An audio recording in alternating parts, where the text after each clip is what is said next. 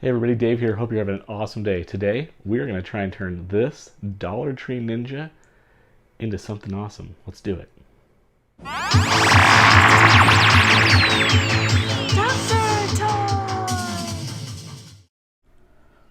Okay, so I'm taking this guy apart. He's actually held together with 2 screws, so it's kind of makes it easy for me. And then I've got these Star Wars hands, so I'm just going to cut off the existing hand. It was just this weird kind of cupped, no fingers or anything, so getting that all cleaned up.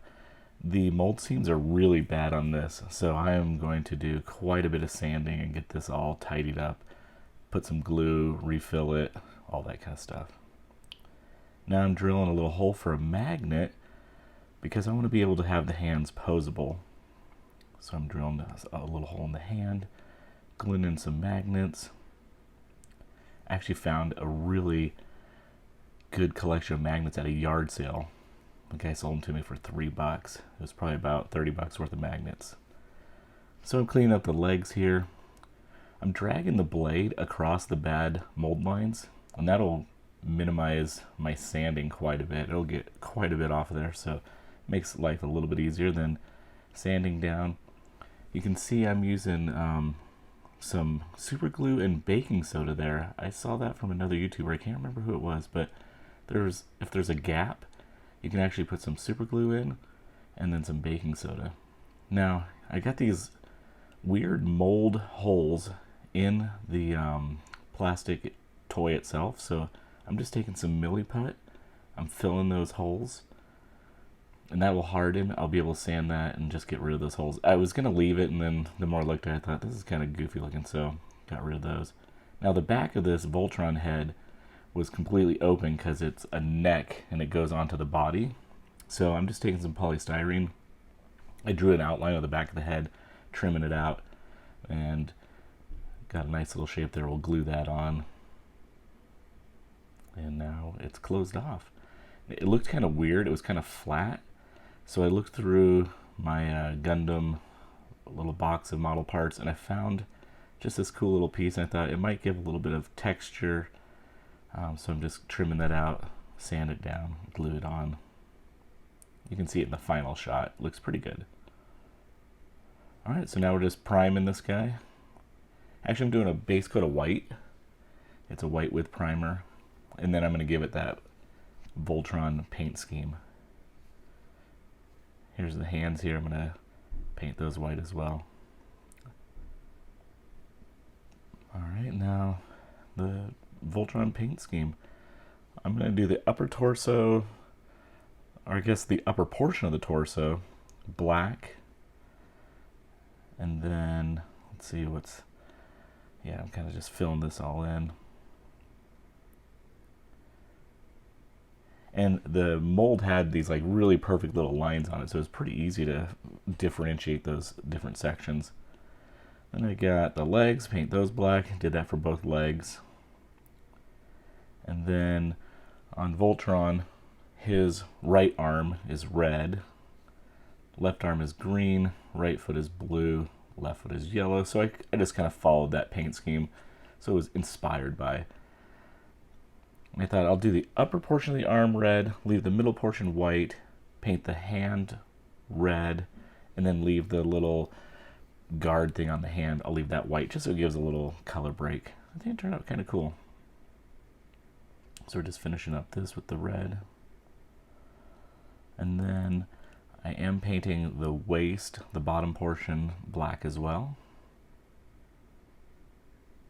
And that'll give like a nice little break between the chest, the midsection, and the waist.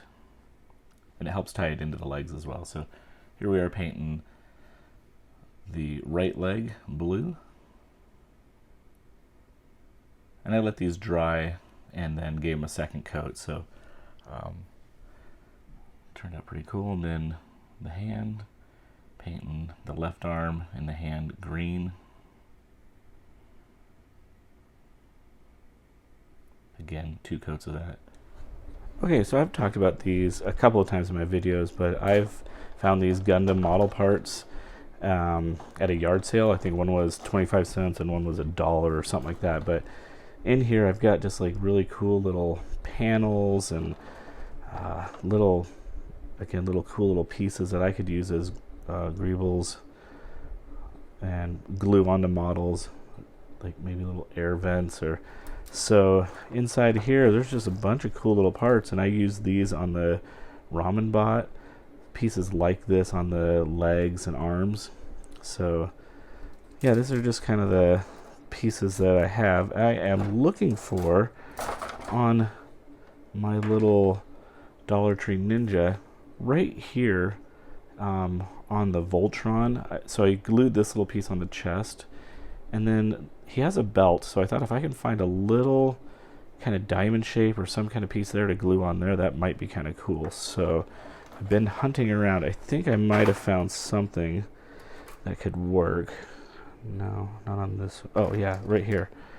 I think that piece right there would be kind of cool. So what I normally do is I just kind of look at it, eyeball it, and go, yeah, it's small enough in scale. I'm going to leave it white, or paint it white, because this is white. So anyways, that's what I'm going to do. So I think this actually is really nice. It adds some dimension to the body. And now it's time to put it back together. Put the arms in, the legs in, we'll screw them back together. It's turning out really nice. And I almost forgot there was a sword. So I went ahead and I painted that up silver, painted the handle black, and there was 2 of them, but I thought the one looked the best, so got it all painted up and it's looking good. The Voltron bot is done, and the reason I used Voltron is my coworker had given me just this head. I guess it was from like a junk box that his kids had. So he gave me that, and I used magnets on that, and I also used magnets on the hands. These hands are from a Star Wars character that I cut the hands off and put, I think it was the monster skull trooper thing. So I'll put that in the links at the very end. But yeah, there's the hands. They're magnetic. They click on really nice. And a couple of Gundam parts. Let's go check out the final product. If you like this, don't forget to subscribe and hit that like button. I really appreciate it. As always, it's a great day to be a toy nerd. Have a good one.